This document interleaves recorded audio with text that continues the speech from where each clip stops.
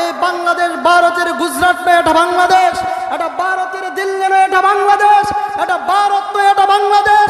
তোমরা যদি বাংলাদেশের মুসলমানদেরকে গৌর গোবিন্দের ভূমিকা পালন করে যদি মুসলমানদের উপর আক্রমণ করো, আমরা বাংলার জমিনের মুসলমানেরা বলতে চাই, তোমরা যদি গৌর গোবিন্দের ভূমিকা নিয়ে আসো, বাংলাদেশের তৌহিদি জনতা মুসলমানেরা শাহজালালের ভূমিকা নিয়ে এসে তোমাদেরকে প্রতিহত করবে।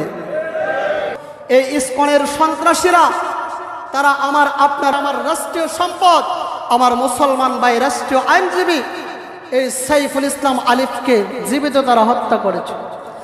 বাংলাদেশের বর্তমান অন্তর্বর্তীকালীন সরকারকে আমরা জানিয়ে দিতে চাই, যদি এই ইসকন, এই ভারতের রয়ের গুজরাটের দালাল ইসকনদেরকে যদি বাংলাদেশ থেকে নিষিদ্ধ না করা হয়, এই সাইফুল ইসলাম আলিফের হত্যাকারীদেরকে যদি বাংলার জমিনে যদি সরাসরি যদি হত্যাকাণ্ডের বিচার না করা হয়,